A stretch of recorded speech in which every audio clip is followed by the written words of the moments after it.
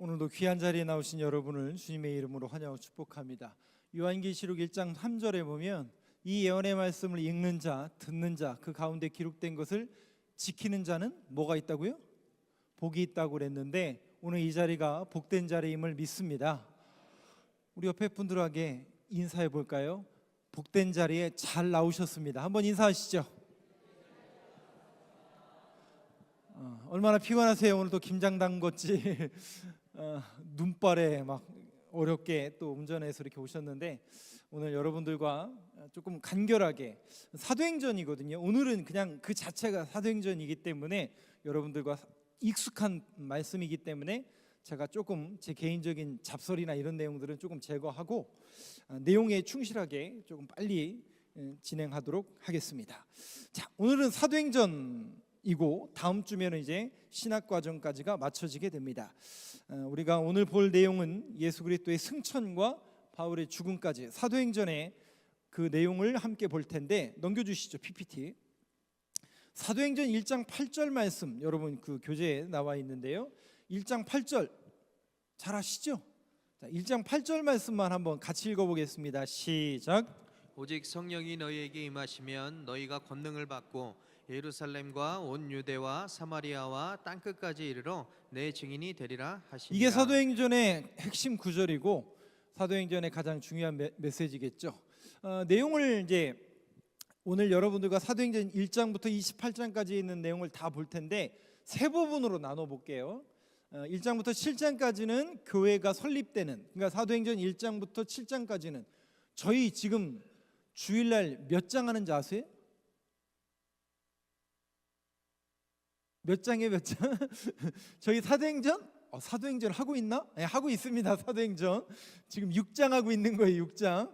그래서 앞부분, 그러니까 올해까지 제가 앞부분 하는 겁니다. 그래서 7장까지가 아마 2, 3주에 걸쳐서 끝이 납니다. 그래서 사도행전을 이제 앞부분만 이렇게 남겨놓고 내년부터는 다른 말씀을 제가 전달한다고 했죠. 그래서 내용적으로 구분하면 1장부터 7장까지는 교회 설립에 대한 내용인데 지역은 예루살렘이고 대상은 유대인들을 위한, 대부분 유대인들이고 주역은 여러분 잘 아시는 베드로와 또 제자들과 함께 그 사역을 감당합니다. 그리고 8장부터 12장까지는 어떻게 보면 교회가 확산되는, 그러니까 교회가 선교로 나가기 전에 준비하는 그런 단계였죠. 이 단계에서 사역을 굉장히 충실하게 했던 분이 8장, 10장, 9장에 8, 9, 10장에 보면 빌립에 대한 얘기가 많이 나오죠. 이 빌립은 예수님의 제자 빌립이 아니라 7 집사 중에 하나였던 빌립이라고 말씀을 드렸습니다. 유대와 사마리아인 사마리아 땅에 빌립이 가서 복음을, 이 사람은 빌립 집사예요. 8장부터 12장까지는 교회가 확산되는 것을 준비하는 그런 단계였다. 마지막 13장부터는 여러분 잘 아시는 사도 바울에 의해서 선교 여행이 13장부터 28장까지 바울이 죽는 내용까지가 담겨져 있는 것을 볼 수 있습니다. 세 가지를 꼭 기억하세요. 사도행전은 1장부터 28장까지인데 1장부터 7장까지는 교회가 준비되는 것, 이 땅에 세워지는 것, 그리고 8장부터 12장까지는 이제 선교를 위한 준비를 하는 그런 단계, 그리고 13장부터 28장까지는 교회가 세워지는, 선교가 이루어지는 그런 내용이다. 요거 세 가지만 기억하셨으면 좋겠습니다. 다 쓰셨죠? 내용을 한번 보도록 하겠습니다. 읽으면서 설명해 드리도록 하겠습니다. 자, 장면 1인데요. 예루살렘에서의 증거. 자, 우리 함께 한 목소리로 같이 읽어보겠습니다. 시작. 부활하신 예수님은 40일 동안 이 땅에 계시다가 승천하셨다. 승천하시기 직전 예수님께서 제자들에게 땅끝까지 이르러 주님의 증인이 되라고 명령하셨다. 그러나 이 일은 제자들의 힘으로 성취될 수 있는 일이 아니었다. 성령으로 성취될 사명이었다. 제자들은 성령에 대한 주님의 약속을 붙들고 위로부터 임하실 성령을 기다리며 함께 모여 간절히 기도하였다. 1장부터 6장까지를 제가 수주에 걸쳐서 오랫동안 사도행전 말씀을 여러분들한테 말씀을 드렸고 여러분들이 더 잘 아실 겁니다. 잘 아시는 대로 40일 동안 주님께서 계시다가 승천하시면서 명령하셨죠. 그 명령이 뭐예요? 너에게 성령이 임하면 너희가 권능을 받고 온 유대와 예루살렘과 사마리아 땅끝까지 이르러 내 증인이 되라. 그래서 그들이 증인되기 위해서 어떻게 해요? 마가의 다락방에 모인 게 아니라 아직 그들은 준비가 되어 있지 않았죠. 그래서 약속하신 것을 기다리라. 그래서 그들이 성령으로 성취될 사명을 갖고 제자들은 성령에 대한 주님의 약속을 붙들고 위로부터 임하신 성령을 기다리며 함께 모여 간절히 기도했습니다. 언제 성령이 임했죠? 넘어가시죠. 여러분 잘 아시는 오순절날 성령이 임하게 됩니다. 이 오순절날 임한 이 사건은 결국 요엘 선지자의 입을 통해서 고백되어졌던 자녀들은 예언할 것이요 청년들은 환상을 보고 아비들은 꿈을 꾸리라, 요엘 선지자의 예언이 이루어진 거다. 그 내용입니다. 한번 같이 읽어보겠습니다. 시작. 오순절날 약속하신 성령이 임했다. 성령이 임하자 제자들은 아주 다른 사람이 되었다. 베드로가 한 번 설교할 때 3,000명이나 되는 사람이 가슴을 치며 죽게 돌아왔다.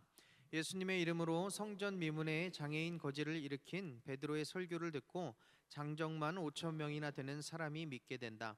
이들은 날마다 성전에 있던지 집에 있던지 예수 그리스도의 증거하는 일을 계속하였다. 성령이 그들에게 임하게 되니까 그들이 전혀 다른 사람이 됐대요. 다른 사람이 된 건 아니고 그들에게 성령이 안에 들어오게 되니까 이제 성령이 강권적으로 역사하게 하시죠. 말하게 하시는 거죠. 없던 용기가 생기고, 예전에는 나 교회 다닙니다, 예수 믿어야 됩니다, 이런 얘기 못했는데 어느 날부터 내가 우리 교회 좋다고, 예수님 믿어보시라고, 나 너무 좋다고. 그것은 본인이 말하는 게 아니라 성령님이 그런 역사를 이루시는 거죠. 우리가 그렇게 변화가 되었다는 거죠. 그랬더니 베드로가 한 번 설교할 때마다 3,000명이나 되는 사람이 가슴을 치며 주께로 돌아오게 됩니다. 잘 아시는 것처럼 성전 미문에 앉아 있었던, 날 때부터 못 걷던 이를 일으켜 세우죠. 어떻게 일으켜 세워요? 야 일어나래 가 아니라 누구의 이름으로요? 은과 금은 나 없지만 내게 있는 것을 너에게 주노니 나사렛 예수의 이름으로 일어나 걸으라. 일어나기도 하는 게 아니라 뛰어다니고 찬양하며 하나님을 찬양하더라. 하나님을 예배하는 자로 이 사람이 변하게 되니까 그것을 먹고 더 많은 사람들이 교회 안에 들어오게 됐습니다. 그 놀라운 기적과 그 사역이 중요하지만 여기 보시면 중요한 것은 사도와 그 초대교회 사람들이 어떻게 했다고요? 날마다 성전에 있든지 집에 있든지 예수가 그리스도 되심을 가르치고 증거한 일을 계속했다는 거죠. 이 놀라운 일이 계속 벌어지고 있는 겁니다. 넘겨주시죠. 자, 이랬고 그 초대교회가 어떻게 됐는가? 한번 우리가 이제 지금 이거 보고 있는 부분이기 때문에 제가 더 부연 설명을 안 드리고 그냥 읽고 지나가겠습니다. 같이 읽어보겠습니다. 시작. 이들은 유무상통하는 사랑과 교제의 공동체를 이루어 나갔다. 아나니와 삽비라 같은 사단의 내부적인 공격이나 종교 지도자들의 시기와 핍박 같은 외부적인 공격에도 불구하고 예수의 복음은 막을 수 없는 불길처럼 예루살렘으로 번져갔다. 믿는 사람들의 수요가 점점 늘어나게 되자 교회 안에 불평과 원망의 소리가 늘어나게 되었다. 아나니아 삽비라의 사건뿐만 아니라 교회 사도들을 붙잡아 계속 가두고 채찍질하고 박해가 시작됐습니다. 그런데 그들이 어떡합니까? 그럼에도 불구하고 예수가 그리스도라는 것을 계속 증언하기 시작합니다. 문제는 뭐가 문제냐? 사람들이 늘어나니까 뭐가 생기기 시작하는 거예요. 자연스럽게 불평과 원망이 안에 들어오다는 거죠. 여러분, 실상은 어떤 목사님이 얘기하고 있는 것처럼 항상 어떤 조직이나 어떤 규모가 커져간다는 것은 문제가 생긴다는 얘기, 안 생긴다는 얘기? 생긴다는 얘기입니다. 그것을 어떻게 보면 어느 정도 제도화하고 규칙과 어떤 그런 틀을 만들지 않으면 그거를 사람의 힘과 사람의 능력으로는 더 이상 감당할 수가 없습니다. 그래서 이런 불평과 원망은 없을 수는 없어요. 그러나 어떤 제도와 틀을 우리가 만들므로 인해서 시스템화한다라고 하죠. 시스템화가 이제 이루어지는 것을 교회에서 이제 초대교회가 그렇게 이루어지는 것을 볼 수가 있습니다. 그 시스템화가 된다라는 게 뭐냐면 바로 일곱 집사를 세우는 일이다. 우리가 지난주에 배웠었던 내용이죠. 넘어가시죠. 자, 그러자 한번 같이 읽어보겠습니다. 시작. 그러자 사도들은 스데반과 빌립을 포함한 7명의 집사를 선출하여 이러한 문제를 해결한다. 7집사 가운데 특별한 사람은 스데반이었다. 스데반은 하나님의 은총과 성령의 능력으로 백성들 앞에서 놀라운 일들과 굉장한 기적들을 행하며 그리스도를 증거하였다. 거짓 증인에 의해 기수된 위급한 자리에서도 스데반은 그의 유명한 설교를 한다. 공회원들은 스데반의 설교에 화가 치밀어 올라 이를 갈며 그를 돌로 쳐 죽였다. AD 35년경 이야기인데요. 이게 이제 다음 주 설교, 돌아오는 설교 그 다음 주 이제 한 2, 3주에 있는 내용이 요만큼이에요. 그 스데반에 대한 얘기를 제가 한 2주에 걸쳐서 더 할 건데 그때 얘기를 해야 드리기 때문에 그 스포가 될 수 있는데 요즘 내용 나와 있는 내용만 말씀을 드리면 7 집사를 세워서 사도들은 말씀과 기도에 전념을 했고 7 집사들에게 그 교회를 운영하는 그런 일들을 맡겼는데 자, 구제하는 일과 운영을 맡겼는데 여기 보니까 그 중에 스데반이 나오죠. 이 스데반이라는 사람의 이름이 헬라어로는 스테파노스예요. 그 스테파노스라는 단어가 정확하게 어디에 나오냐면 나를 위하여 의의 면류관이 예비되었나니 누가 한 얘기예요? 사도 바울이 자기가 잡혀가기 전에 자기가 죽을 걸 알고 있었죠. 그때 나를 위하여 의의 면류관이 예비되어 있으니 디모데에게 한 얘기죠. 그 면류관이라는 단어가 스테파노스, 스데반의 이름하고 똑같아요. 그러니까 스데반이라는 이름 자체가 면류관이라는 그런 뜻인데 스데반의 이야기는 제가 또 주일날 여러분들에게 한 2, 3주에 걸쳐서 또 말씀을 또 드리도록 하겠습니다. 잘 아시는 것처럼 그 스데반의 설교가 결국 이를 갈며 그를 돌로 쳐 죽였다. 근데 여러분 이게 가능해요, 불가능해요? 유대인들은 스데반은 헬라파 유대인이었기 때문에 가능은 해요. 그러니까 제가 그 주일날 말씀을 드렸잖아요. 이방인은 아니에요. 그러니까 유대인이기 때문에 같은 동족으로서 신성 모독죄로 돌로 쳐서 죽인 거예요. 신성 모독죄로. 넘기시죠. 장면이 이제 1장부터 7장까지가 스데반에 대한 이야기로 이제 7장으로 마무리가 된다면 사도행전의 두 번째 내용은 8장부터 11장까지입니다. 이제 선교 여행을 하기 전에 교회가 이제 준비하는 과정인데 뭘 준비하는가 한번 보시죠. 잘 아시는 것처럼 스데반의 죽음과 교회의 대대적인 박해로 인해서 교회가 뿔뿔이 흩어집니다. 수만 명이 모였던 그 교회가 뿔뿔이 흩어지게 되는데 결국 그 뿔뿔이 흩어짐으로 인하여 교회가 오히려 더 확산되는 계기를 맞이하게 됩니다. 내용을 한번 같이 읽어보겠습니다. 시작. 사도행전 8장에서 12장에 이르는 내용은 예루살렘에서 출발한 주의 복음이 땅끝으로 이어지는 준비와 전이 과정을 보여준다. 첫째는 땅끝까지 이를 증거를 위한 지역적인 연결이고, 둘째는 땅끝까지 이를 증거의 주역을 준비하는 일이며, 셋째는 땅끝까지 이르는 증거를 방해하는 장애물을 제거하는 1장부터 작업이었다. 7장까지는 사도행전을 세 부분으로 나누라면 교회가 설립되는 세워지는 그런 과정이라면 이제 교회를 확장하고 확산하기 위한 준비 과정인데 놀랍게도 교회가 선교 여행을 준비하는 교회를 더 세우는 일을 준비하는 그런 과정 속에서 그들이 모였다고요? 흩어졌다고요?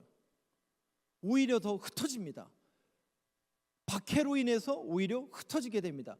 그러면 세상 사람들이 볼 때는 박해당했으니까 교회가 끝났다, 흩어졌으니까 없어졌다, 이게 아니라 흩어져서 어떻게 하는 거예요? 거기에서 또 그리스도인의 삶을 살아내는 거예요. 여러분, 이거 아주 중요한 의미입니다. 제가 늘 말씀드리잖아요. 우리가 코로나로 우리 교회도 힘들었고 한국 교회가 힘들었잖아요. 전 세계가 직탄을 맞았잖아요. 근데 여러분, 또 코로나가 오지 말라는 보장이 있어요, 없어요?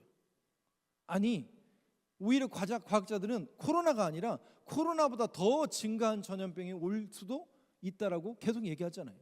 올 거예요. 그럼 어떡하죠? 네? 어떡하죠? 그래서 빨리 우리 교회가 준비되어야 돼요. 우리가 여기서만 예배 드리는 게 아니라 우리 가정에서, 여러분들의 직장에서 여러분 한 사람이 다 뭐가 되는 거냐면 전도자가 되는 거예요. 그러면 되는 거 아니에요? 그렇잖아요. 여러분 한 사람이 말씀과 기도와 찬양 인도자로서 있는 곳에서 주어지는 환경 속에서 계속 예배가 멈춰지면 돼요, 안 돼요? 안 되잖아요. 그러면 여러분들이 서 있는 그곳이 교회고 세워지는 거고 여러분들을 통해서 하나님 나라가 계속 이어지는 겁니다. 그러다 보면 또 끝나겠죠. 다시 모이고 그 모일 때 그 모이는 모습을 다시 한번 우리가 확인해 보면 우리 교회가 그래도 준비를 했구나, 그래도 우리가 흔들리지 않았구나라는 것을 알 수 있겠죠. 그러려면 우리가 말씀과 기도로 항상 저와 여러분들이 준비가 돼 있어야 됩니다. 그런 의미에서 본다면 항상 그런 의미에서 제가 계속 강조하는 게 말씀, 기도, 그리고 여러분들이 선교사, 전도자로서 준비가 돼 있어야 되고, 또 누가 우리는 뭐 신학교도 안 다니고 선교사도 아니고 목사도 아니고 장로도 아니고, 여러분 그것도 핑계일 수 있어요. 여러분 한 사람 한 사람이 말씀으로 준비되어 있고 기도가 준비되어 있다면 여러분 하나님은 여러분들을 사용하시길 원하거든요. 저와 여러분 모두를 그렇게 준비가 돼 있어야 됩니다. 자, 그런데 세 가지를 준비합니다. 보니까 땅끝까지 이를 증거를 위한 지역적인 연결. 이 지역적인 연결이라는 것은 뭐냐면 이제 이따가 지도를 보여드리겠지만 예루살렘에 멀리 갑자기 예루살렘에서 저 끝에다가 교회를 세우는 게 아니에요. 그죠? 근처부터 이렇게 확산이 되어 갑니다. 먼저는 시리아의 안디옥, 갈라디아 지역, 아시아, 여기서 아시아는 우리 아시아 말고 그 당시에 소아시아, 터키, 튀르키예 밑에 지역, 그리고 그리스, 로마, 스페인, 이렇게 지역적으로 계속 복음이 전파되어 가고, 두 번째는 중요한 게 뭐냐면 사람을 준비시키는 거죠. 그 사람이 누구예요? 9장에 등장하는 사울, 바울이 준비되는 것을 볼 수 있죠. 셋째는 땅끝까지 이르는 증거를 방해하는 장애물. 이 장애물이 뭐였냐면 편견이었죠. 왜? 이방인들은 복음을 들어야 돼요, 안 들어야 돼요? 유대인들은 선민 사상이 갇혀 있어서 우리만 하나님의 백성이고 우리만 하나님의 자녀다라는 생각을 갖고 있었는데, 여러분 민수기로 출애굽기로 다시 넘어가 보면 하나님이 그 백성들을 시내산에서 부르고 약속을 맺을 때 무슨 민족으로 삼으시려고요? 제사장 민족으로 삼으시려고요. 그럼 제사장이라는 것은 너네만 예배드리고 너네만 제사장이 아니라 너희들은 하나의 대표이고 너희들을 통해서 주의 사랑과 복음이 이방인들에게 흘러가서 제사장으로 쓰임받는 민족으로 만드시려고 했는데, 문제는 뭐가 문제예요? 얘네들이 그걸 받아들이지도 못하고 지들이 어기고 있고 하나님의 뜻을, 그리고 편견, 우리만 하나님의 백성이라는 그 편견에 갇혀있는 제거하는 작업이 이루어집니다. 그 제거하는 작업이 여러분 잘 아시는 고넬료를 안수하는 일이에요. 기억나시죠? 베드로가 고넬료는 백부장이었잖아요. 백부장이라는 것은 로마의 군대. 그러면 이스라엘을 지금 지배하고 있는 게 로마인들인데 로마 사람인 그 군인에게 안수를 해야 돼요, 말아야 돼요? 예? 일제시대 때 일본 순사한테 안수를 해야 돼요, 말아야 돼요? 그 얘기랑 똑같은 얘기예요. 넘겨주시죠. 그 장애물을 제거하는 일을 합니다. 같이 읽어보겠습니다. 시작. 스데반의 순교로 이어지는 강한 핍박으로 인해 사도들을 제외한 많은 신자들이 유대와 사마리아 지역으로 흩어지게 되었다. 빌립 집사는 사마리아 전도의 주인공이었다. 빌립의 전도는 따르는 기적과 더불어 사마리아 사람들의 관심과 회개를 이끌어내기에 충분하였다. 한편 스데반 처형에 상당한 책임이 있었던 사울은 살기등등하여 믿는 성도들을 위협하였다. 그는 다메섹의 성도들을 체포하러 가던 길에서 부활하신 주님을 만나게 되었다. 빌립이라는 스데반이라는 사람은 이제 설교를 하고 순교를 당하지만 빌립은 오히려 흩어져서 사마리아로 가게 됩니다. 가서 복음을 전하고 시몬이라는 마술사를 변화시키고, 기억나실 거예요. 나중에 보세요. 마술사를 변화시키고 놀라운 기적과 기사를 거기서 펼치고, 여러분 잘 아시는 에티오피아 내시 간다게에게 이사야서를 보고 있는 간다게에게 회심하게 하고 그에게 안수했던 그 일을 빌립 집사가 하게 됩니다. 이 빌립 집사는 나중에 예루살렘 공동체에서 아주 중요한 역할을 하다가 가이사랴, 그러니까 이제 예루살렘에서 못 살고 변방 해안가인 가이사랴에서 딸이 4명, 그 처녀 4명으로 나오고 다 예언하는 자, 성경에 나옵니다. 무슨 얘기냐면 그 빌립 집사의 이 얘기, 지금 방금 드린 얘기는 언제 나오냐면 나중에 사도 바울이 쭉 가서 23장 24장에 가면 예루살렘으로 가잖아요. 근데 가면 안 돼라고 잡았는데 가잖아요. 가자마자 가이사랴라는 곳에 도착을 했는데 빌립 집사의 집에 들려요. 그때 그 집에 예언하는 처녀 4명이 있었는데 그게 빌립 집사의 딸이었잖아요. 그러니까 빌립 집사라는 사람은 본인도 사역을 잘했을 뿐만 아니라 그 가정도 사역을 계속했던 그런 가정이었던 걸 볼 수 있습니다. 그러니까 빌립 지사는 대단한 사람이었던 것 같아요. 그 사역 또한 굉장한 사역을 했던 것 같습니다. 한편 아직 사울은 회심 전이기 때문에 그는 기세등등하여 기독교인들을 계속 박해했습니다. 다메스쿠스, 그러니까 예루살렘에서 스데반의 핍박, 순교 이후에 기독교인들이 흩어지니까 그 바로 위에 안디옥보다 더 위에 있는 바로 이제 예루살렘 위에 아람이라는 나라의 수도였던 다메섹에 가서 유대인들이 많이 기독교인들이 많이 있다는 얘기를 듣고 그들을 체포하러 가던 중에 눈이 멀죠. 예수를 만나게 되고 당신은 누구십니까? 나는 네가 핍박하는 예수라. 그래서 아나니아라는 사람을 또 만나죠. 거기서 아나니아가 안수하여 그의 눈을 열어준 그 사건이 나중에 또 등장을 하죠. 넘어가시죠. 이렇게 사울을 준비시키는 것을 볼 수가 있습니다. 또 읽어보겠습니다. 시작. 사울은 예수님의 이름을 땅끝까지 널리 전파하기 위해 예수님이 직접 뽑은 그릇이었다. 그러나 아직도 복음이 땅끝까지 이르기에는 한 가지 장애물이 놓여 있었다.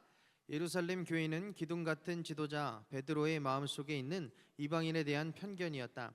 베드로는 큰 보자기 속에 가득한 부정한 짐승들의 환상과 연결된 이방인 고넬료 가정의 구원을 목격하고서야 이방인도 예수님을 믿기만 하면 구원받을 수 있음을 배우게 되었다. 그러니까 우리는 이게 우리는 이방인이니까 이렇게 얘기할 수 있지만 유대인들의 입장에서는 이거는 엄청나게 큰 사건입니다. 그들에게 안수한다라는 것은 쉬운 일이 아니에요. 아니 심지어 베드로조차도 야 이걸 해야 되나 말아야 되나 고민한 흔적이 성경에 역력합니다. 근데 그 편견이 깨지게 되죠. 내가 선하다고 한 걸 왜 네가 악하다고 하느냐라고 이야기하시면서 그것을 깨닫게 되고 그래서 고넬료에게 갔더니 준비가 돼 있어요, 안 돼 있어요?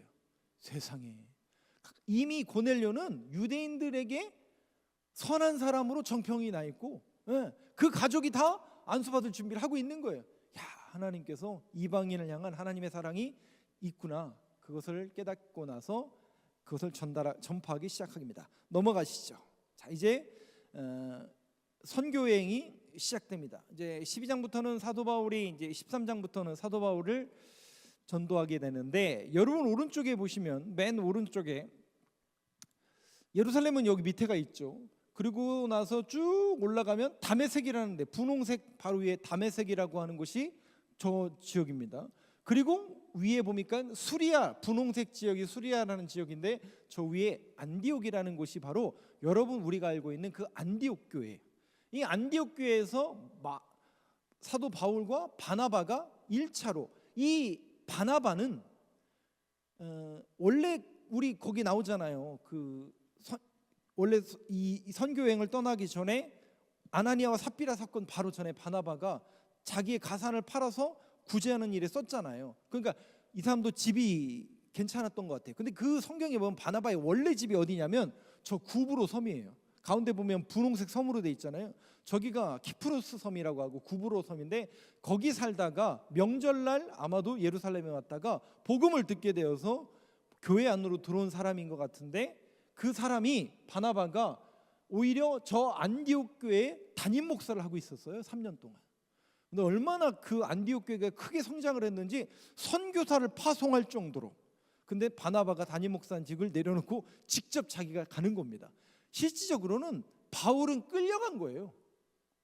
바나바가 가자고 해서 끌려간 겁니다. 아직 바울에 대해서는 인정받지 못하던 시기였거든요. 그러니까 바나바가 주도해서 1차 전도 여행을 자기의 고향에 살고 있었던 구브로 섬으로 가게 됩니다. 안디옥에서 구브로 섬으로 가게 되고 살라미 바보라는 곳에서 배를 타고 저 북쪽 저 위가 지금의 튀르키예 이 가운데에 보면 아탈리아 지방 버가 저 위에도 안디옥인데 그럼 비시디아 안디옥인데 이고니온 루스드라 더베 저 지역을 돕니다. 이게 1차 전도 여행인데 저 지역이 지금의 카파도키아 그리고 우리 성경에 보면 갈라디아 지역이 되는 걸 볼 수 있습니다. 그래서 이렇게 1차 전도 여행을 하고 다시 안디옥 교회로 돌아오는 과정이 1차 전도 여행입니다. 지도를 머리에 생각하시고 내용을 좀 보도록 하겠습니다. 한번 같이 읽어보겠습니다. 시작. 바울의 땅끝까지 이르는 증거는 4차에 걸쳐 이루어진다고 할 수 있다. 1차 전도 여행은 2년간 계속된다. 이때 바울과 바나바는 갈라디아 지역의 복음을 전파한다. 이 지역을 다녀와서는 갈라디아서를 기록한다.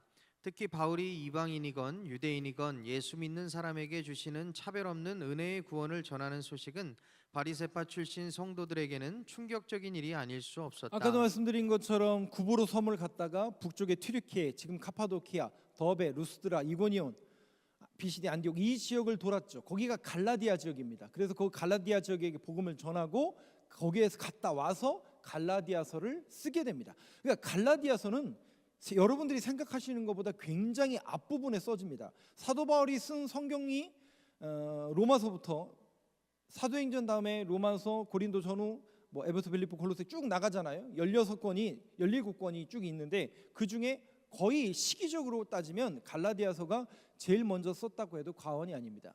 근데 이 복음을 전하고 왔는데 문제는 뭐가 문제냐? 바울이 이방인이건 유대인이건 예수 믿는 사람에게 주시는 차별 없는 은혜의 구원을 전하는 소식은 바리새파 출신 성도들에게는 충격적인 일이 아닐 수 없었다. 아직도 이 편견에 갇혀 있어요, 없어요? 아직도 편견에 갇혀 있어요. 그런데 여러분 기억나세요? 제가 사도행전 강해를 할 때 사도행전 4장 12절 외우라고 그랬잖아요. 근데 저도 잘 못 외우시더라고요. 구원받을 만한 다른 이름을 준 적이 없다고 했죠. 그 이름이 뭐예요? 예수 그리스도. 예수가 그리스도라는 그 이름만이 우리의 구원의 이름이지 다른 이름은 준 적이 없다라는 거죠. 그런데 거기다가 우리가 교회 다니려면 이것도 해야 되고, 교회 다니려면 헌금도 해야 되고, 11조도 해야 되고, 새벽 예배도 드려야 되고, 나 안 갈래 이런 거예요. 그러니까 어떤 관습과 제도를 갇혀 있는 그런 유대인들의 모습 넘어가시죠.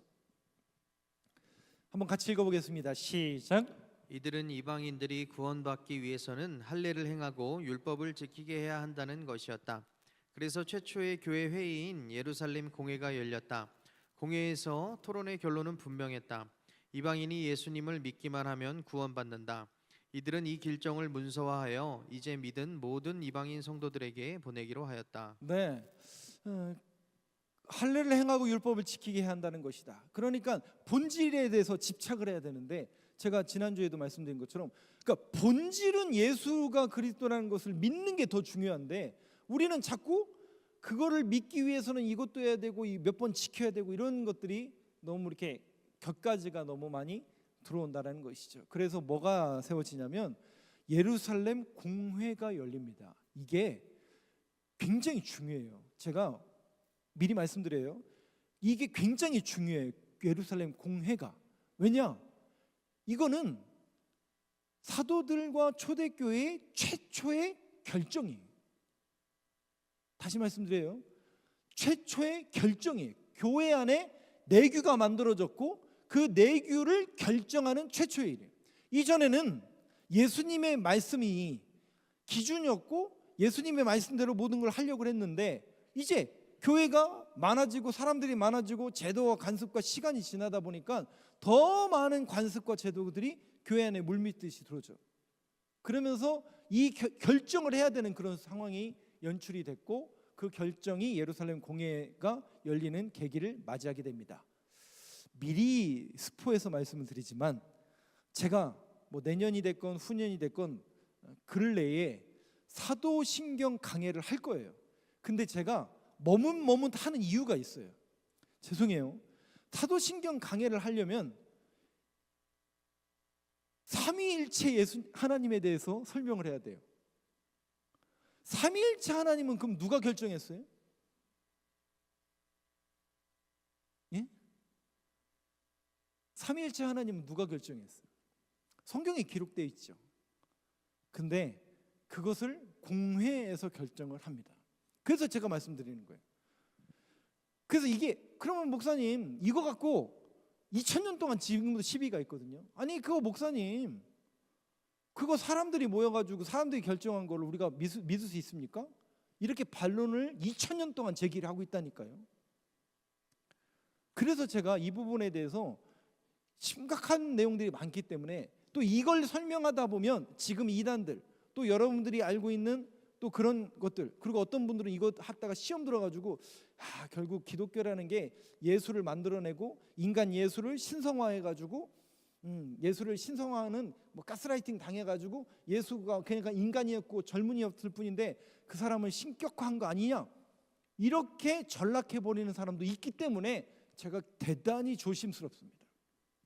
근데 이 공예가 중요하고 이 공예의 결정을 우리가 따르기 때문에 사도신경에 보면 거룩한 공회가 나오는 겁니다. 이해가 되시죠? 나중에 또 기회가 되면 또 말씀드리겠습니다. 이방인이 예수님을 믿기만 하면 구원받는다. 예수의 이름 외에 다른 구원의 이름을 준 적이 없다. 이들은 이 결정을 문서화하여 이제 믿는 모든 이방인 성도들에게 보내기로 하였다. 그게 갈라디아서예요. 넘겨주시죠. 2차 전도여행을 이제 떠나게 됩니다. 2차 전도여행은 아까도 말씀드린 잘 아시는 것처럼 바나바와 바울이 갈라서죠. 그죠? 바나바와 바울이 갈라서죠. 왜요? 왜요?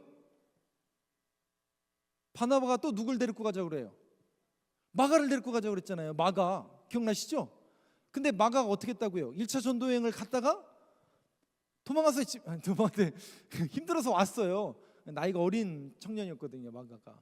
근데 또 데리고 가잖아요. 왜냐하면 바나바의 생질 조카였거든요. 근데 바울은 어때요? 안 돼. 이 바울이라는 사람의 성격이 어땠을까요? 웬만한 그런 사람이 아니죠.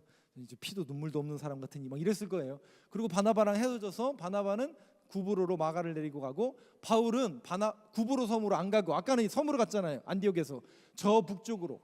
그러니까 갈라디아 지역을 다시 교회가 잘 세워지고 복음이 잘 전파되고 있는지를 검토하러 갔다가 거기에서 쭉 위쪽 튀르키예 저 위쪽에 드로아, 우리가 알고 있는 트로이에서 어디로 가려고 그랬냐면 저 위가 어디예요? 비두니아라는 지역이 있잖아요. 비두니아라는 지역과 본도라는 지역으로 가려고 했지만 성령이 환상을 보여주죠. 그 환상이 뭐였어요? 마케도니아로 와서 우리를 도우라. 그 얘기는 뭐예요? 저 드로아에서 배를 타고 어디로 가요? 네아폴리, 사모드라게를 지나 네아폴리에 이르는 이 노란 지역이 바로 위가 마케도니아, 밑에가 그리스 아가야 지역이 되는 걸 볼 수 있습니다. 그래서 저 북쪽에 지금이 불가리아 지역이에요. 불가리아 그리고 밑에 그리스로 내려가는 겁니다. 빌립보, 데살로니카, 여러분 잘 아시는 베레아 지역, 그리고 내려와서 아덴, 고린도 사역을 하다가 에베소에 들려서 오는 여정이 2차 전도여행입니다. 이때 무슨 일이 있었는가? 이제 지도를 머리에 기억하시면서 내용을 좀 보도록 하겠습니다. 한번 같이 읽어보겠습니다. 시작. 3년에 걸친 2차 여행은 마게도냐와 아가야와 헬라 지역에 예수님의 복음을 전파하는 여행이었다.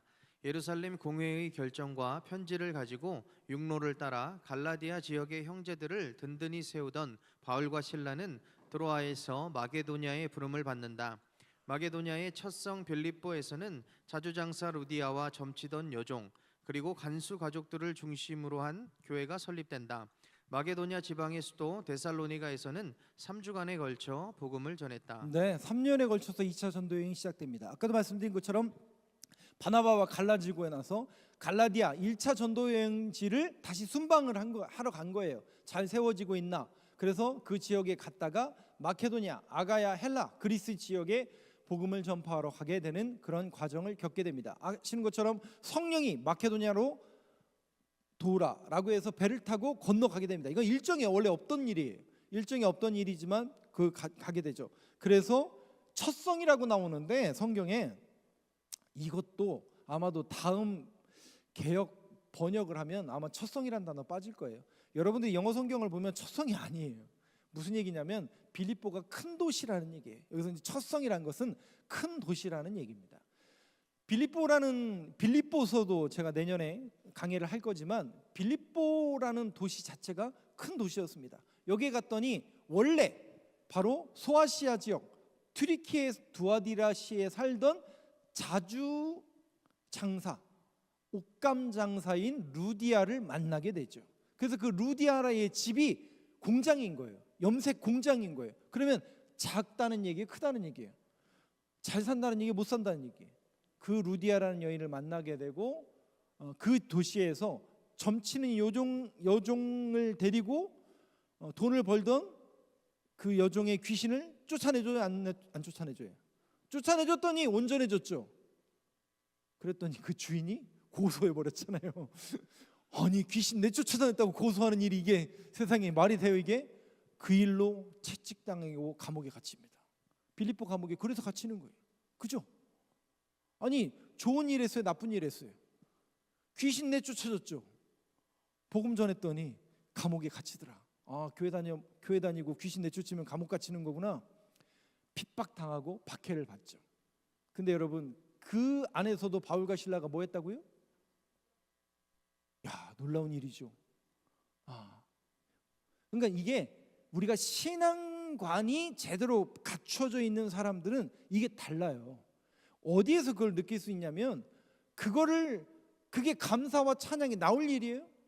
이게 뭔 일인가? 요셉처럼 내가 이게 뭔 일인가? 내 인생이, 내 팔자가 다음 생에는 이렇게 하고 맨날 부평하고 원망했으면 부모를 잘못 만나가지고 환경을 탓하고 뭐 이거 해가지고 그랬으면 그의 인생이 이렇게 됐을까요? 아니라니까요. 다른 거예요. 뭐지? 하나님이 왜 이런 일을 우리에게 겪게 하시는 거지? 이 고난을 겪게 하고 이 감옥에. 그러나 우리가 해야 될 일은 말씀 전하는 일과 기도하는 일이니 하나님을 향한 말씀과 기도가 찬양으로 나오더라는 거예요. 그랬더니 온문이 열렸어, 안 열렸어요? 놀라운 일이, 지진이 일어났을 것으로 추정을 하는 거예요. 그래서 문이 열려서 다 도망가요. 그럼 바울과 실라는 왜 안 도망갔대요? 왜 안 도망갔대요?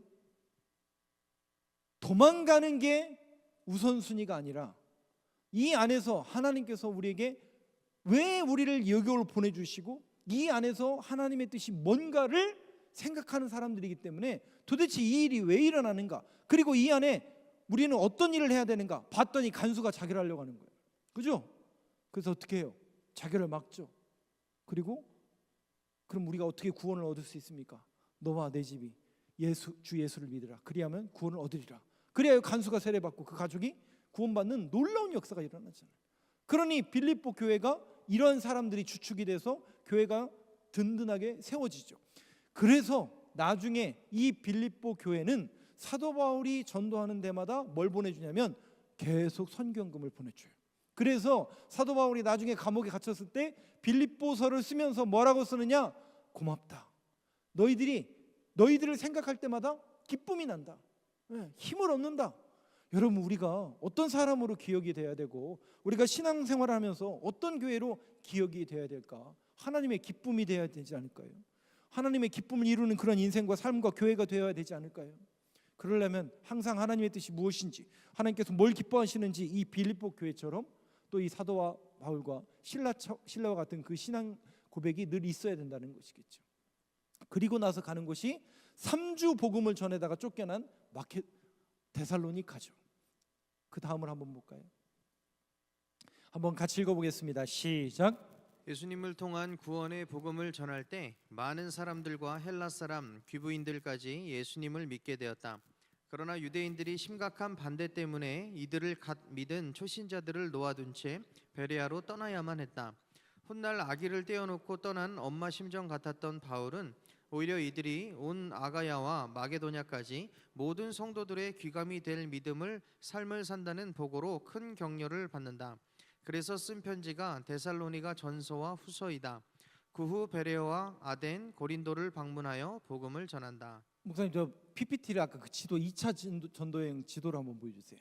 사도 바울이 위에서 빌립보 지역, 마케도냐 지역이 저 노란색, 여기 왼쪽에 보이면 노란색, 저 위쪽이 빌립보, 앞에 벌리 데살로니카 있는 지역이 마케도냐 지역이에요. 근데 거기서 계속 복음을 전하는데 계속 유대인들이 와서 교회를 복음 못 전하게 하는 거예요. 그래서 도망가는 거예요. 배 타고 쭉 밑으로 아테네까지 도망오는 거예요. 그런데 방금 본 내용처럼 저 교회가 저 위에다가 놓은 교인들이 있잖아요. 걱정이 돼서 같이 동행했던 디모데, 실라를 보내는 거예요. 교회가 어떤지 보고 와라. 그리고 나서 사도 바울은 고린도로 가게 됩니다. 고린도로 가서 선교헌금이 다 떨어진 거예요. 그리고 아직 디모데하고 오지 않았어요. 밥은 먹어야 될 거 아니에요. 그죠? 밥은 먹어야 될 거 아니에요. 근데 이제 일을 해야 되겠고, 그래서 어디로 가는 거예요? 시장에 가죠. 자기가 장막을 만들 수 있는, 수리할 수 있는 일이 있으니까 이 일을 나를 고용해 줄 곳이 없나라고 해서 들어갔더니 거기가 누구네 집이에요? 예? 그렇죠. 아굴라네 집. 브리스길라와 아굴라네 집인 거예요. 봤더니 그 사람들도 로마에서 도망온 기독교인들인 거예요. 세상에 사도 바울이 돈 없어서 밥 벌어 먹으려고 간 곳에 세상에 브리스길라와 아굴라를 만나게 될 줄 누가 알았을까요? 누가 알았을까요? 하나님만이 아셨겠죠. 그래서 복음을 전하게 되고 그 디도와 디모데와 실라가 돌아오게 됩니다. 돌아왔더니 뭐라고 보고를 해요? 3주밖에 복음을 전하지 않았는데 거기가 오히려 더 복음이 이루어지더라. 그래서 그들에게 기쁨의 서신을 씁니다. 데살로니가 교인들에게 믿음의 역사, 소망의 인내, 사랑의 수고. 이 소문이 어디까지 들린다고요? 아가야까지 들리는구나. 지금 사도 바울은 아가야에 있고 마케도니아는 저 위에 있잖아요. 그 얘기가 그 얘기입니다. 내용을 조금 더 볼까요? 다시. 아까 네. 그거예요. 그 얘기를 지금 하고 있는 거예요. 온 중간을 보세요. 바울은 오히려 이들이 온 아가야와 마케도니아까지 모든 성도들의 귀감이 될 믿음의 삶을 산다는 보고로 큰 격려를 받았다. 그래서 쓴 편지가 뭐라고요? 데살로니가 전서, 후서. 그 후 베레와 아덴, 고린도를 방문하여 복음을 전합니다. 넘겨주시죠. 이게 3차 전도여행입니다. 3차 전도여행은 안디옥에서 가파도키아를 갈라디아 지역을 지나서 그냥 에베소로 가버리고 있죠. 그러니까 사도 바울이 저기를 찍어요. 에베소가 지금의 셀죽이라는 지역인데 성지순례를 가면 항상 들리는 곳이죠. 그 에베소에는 선교센터를 짓습니다. 아예. 그게 여러분 잘 아시는 두란노 서원이에요. 왜냐하면 이제 자기가 복음을 이렇게 전하다 보니까 자기 혼자는 이제 감당이 안 되고 자기도 언제 죽을지 모르는 거예요. 그러면 복음이 중단되면 안 되잖아요. 그러면 누굴 키워내야 되는 거예요? 사람을 키워놔야 되겠구나 라고 해서 두란노라는 곳을 에베소에 세우게 되고 에베소가 선교센터가 되는 거예요. 거기에서 복음을 들었던 에바브라, 디도, 두기고, 베베집사, 또 누가 생각나? 아볼로. 이런 사람들이 로마서나 우리 바울 서신에 나오는 그런 사람들이 여기에서 복음을 듣고 흩어져서 교회 많죠. 저기 보니까 많죠. 에베소 중심으로 교회 많죠. 사도 바울이 다 세운 게 아니에요. 여기서 복음을 들었던 사람들이 가서 흩어져서 또 복음을 전해서 지금의 튀르키예 저 지역을 소아시아 지역이라고 하고 요한계시록의 수신 7교회가 전부 저 지역에 있습니다. 사도 바울이 이 사역을 중점적으로 한 게 3차 전도여행입니다. 그러면서 3차 전도여행 에베소에서 하다가 2차 전도여행을 했던 그리스 지역을 한 바퀴 이렇게 순회하고 돌아오는 이런 과정까지가 약 3년 이상의 시간 동안 3차 전도여행을 했던 걸 볼 수가 있습니다. 넘어가시죠. 내용을 한번 보도록 하겠습니다. 거의 다 끝났어요. 이제 내용을 한번 같이 읽겠습니다. 시작. 3차 여행은 4년에 걸쳐 진행된다. 주요 사역지는 아시아이다. 바울은 아시아, 오늘의 소아시아 중심 도시 에베소를 중심으로 사역했다. 2차 여행 지역을 재방문한 1년여 기간을 제외한 기간이 아시아 전도에 집중되었다. 이때 고린도 전서와 후서, 로마서를 쓰게 된다. 특히 두란노 서원에서 2년간의 사역은 유대인이건 이방인이건 온 아시아가 주의 복음을 듣게 만든 전략적으로 중요한 사역이었다. 방금 전에 말씀드린 것처럼 에베소를 중심으로 사역을 합니다. 2차 전도여행했던 그리스 지역을 방문하고 나서 고린도 전서와 후서, 로마서를 쓰게 되고 두란노 서원에서 뭐 하는 거예요? 사람을 키워내는 거예요. 제자 삼는 거예요. 제자 삼아 그들을 파송하는 겁니다.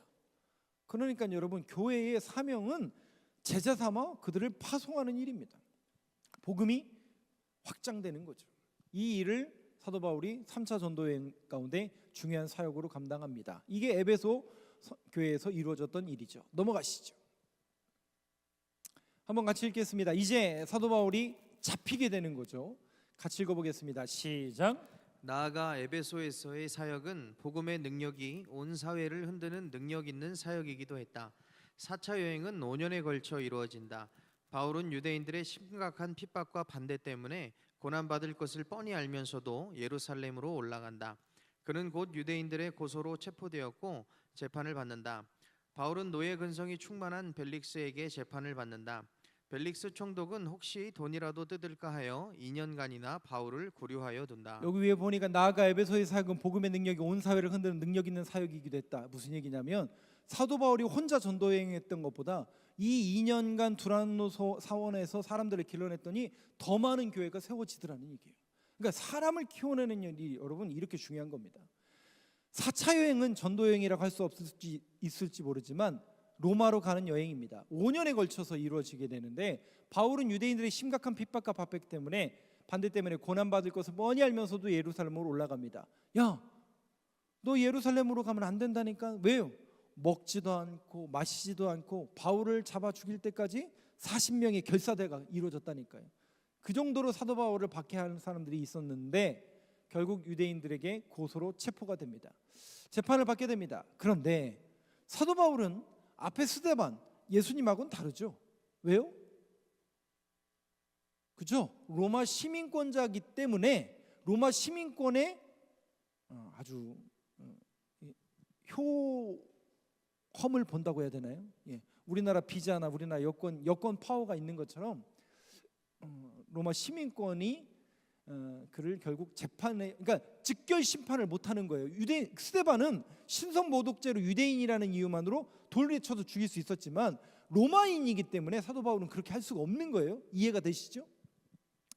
근데 여기 보니까 바울은 노예 근성이 충만한 벨릭스, 그 당시 총독, 마치 본디오 빌라도처럼 이 사도 바울이 잡혔을 때 총독이 벨릭스라는 사람인데 이 벨릭스라는 사람이 2년 동안 바울을 가두는 이유가 뭐냐면 성경에 보니까 돈을 더 받을까 하여. 무슨 얘기냐면 유대 사람들이 보니까 사도 바울을 아주 잡아 죽이려고 혈안이 되어 있는 거예요. 그러면 총독 입장에서는 도대체 제가 무슨 죄를 졌길래 얘를 잡아두고 뭐를 하는 거예요?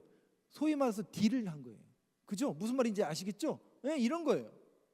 이 벨릭스라는 사람이 그런 사람이죠. 넘어가시죠. 그 다음 내용 한번 읽어보겠습니다. 시작. 그의 후임 총독 베스도는 바울을 재판하는데 유대인의 종교와 관습의 어려움을 느껴 현지 괴뢰 정권인 아그리빠 왕 앞에서 재판을 연다. 바울이 황제에게 상소함으로 바울은 특별 경호 부대원들에게 호위되어 로마로의 항해를 시작한다. 4차 여행은 전도 여행이라 말할 수 없을지도 모른다. 왜냐하면 2년은 가이사랴 감옥에서 연금된 상태로 1년은 로마로 호송되는 죄인의 상태로 나머지 2년은 로마 옥중에서 보낸 기간이기 때문이다. 결국은 총독이 바뀌게 됩니다. 그 총독은 결국은 그 유대인 왕의 아그리빠에게 보내고 결국은 황제에게 항소했기 때문에 로마로 보내야 되는데 그냥 보내는 게 아니라 어떻게 해요? 병사들을 호위해서 보내게 되는 것을 볼 수 있습니다. 이 기간이 꽤 굉장히 시간이 되는 걸 볼 수 있습니다. 넘어가시죠. 그래서 사도 바울이 있었던 예루살렘에서 배를 타고 이제 가는 거예요. 배를 타고 이렇게 가는 건데 이 고대시 이때는 배가 위로 이렇게 올라간 거는 여객선이 동네를 찍고 가는 거구나. 이 가운데를 가로질러 갈 수가 없었던 시기예요.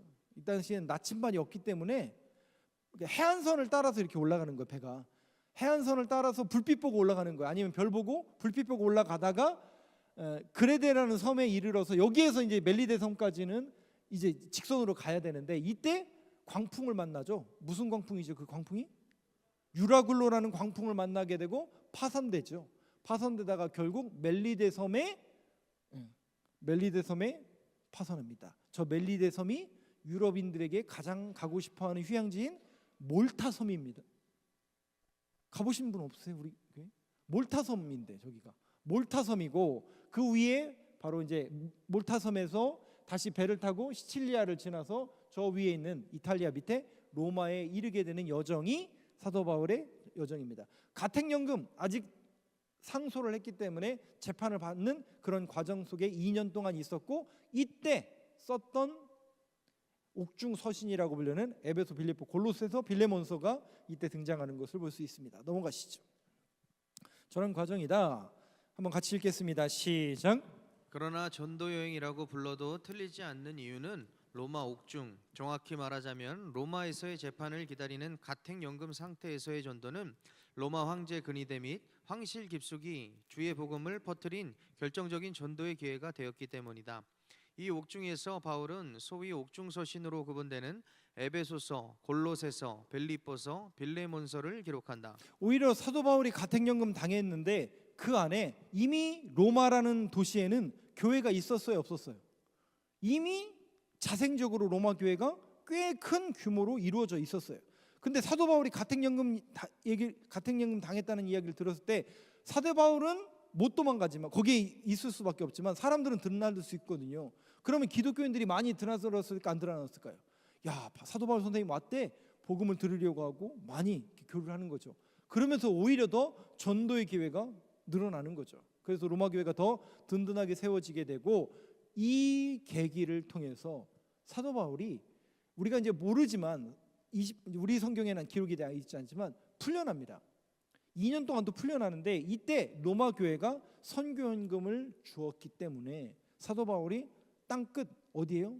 그 당시에 서바나 스페인까지 갔다 올 수 있는 그 선교 기회가 바로 로마 교회에서 주어지는 걸 볼 수 있습니다. 그 로마에 갇혀 있었던 그 기간 동안 바로 자기가 선교했던 에베소, 골로새, 빌립보 교회에 보내는 편지, 그리고 빌레몬이라는 오네시모의 종이 도망왔던 그 빌레몬을 다시 보내면서 골로새 교회에 보내면서 쓴 편지를 기록하게 됩니다. 마지막 한번 볼까요?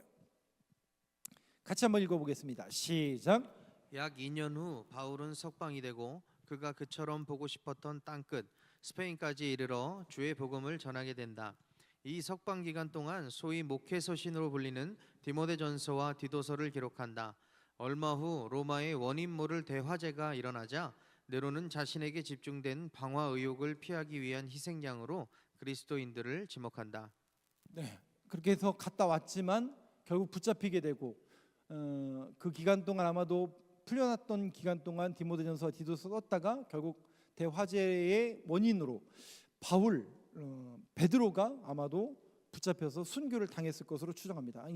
진짜 마지막이네. 그 다음 마지막 넘겨주시죠. 같이 읽어보겠습니다. 시작. 마지막 편지인 디모데후서를 쓴 뒤 얼마 후 참수형을 받고 이 땅에서의 생을 마감하였다. 바울이 죽었다. 그러면 모든 것이 끝났는가? 그렇지 않다. 오히려 복음의 불길은 핍박의 강풍을 타고 훨씬 강하게 번져 1세기 말엔 그 당시 개념으로서의 땅끝인 지중해 연안 모든 지역이 주의 복음을 듣게 되었다. 복음은 더 멀리 더 확실하게 확장되었다. 그 밑에 있는 여러분, 핍박의 원인, 핍박의 결과에 대한 교회에 대한 핍박은 제가 다음 주에 여러분들에게 다시 설명을 조금 드리도록 하겠습니다.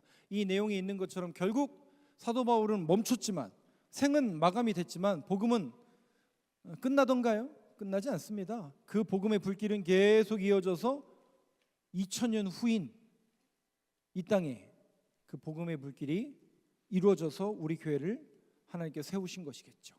마지막으로 마태복음 맨 마지막 장 28장 19절 20절 한번 보여주시죠. 이 구절 마지막으로 읽고 마치겠습니다. 같이 읽겠습니다. 시작.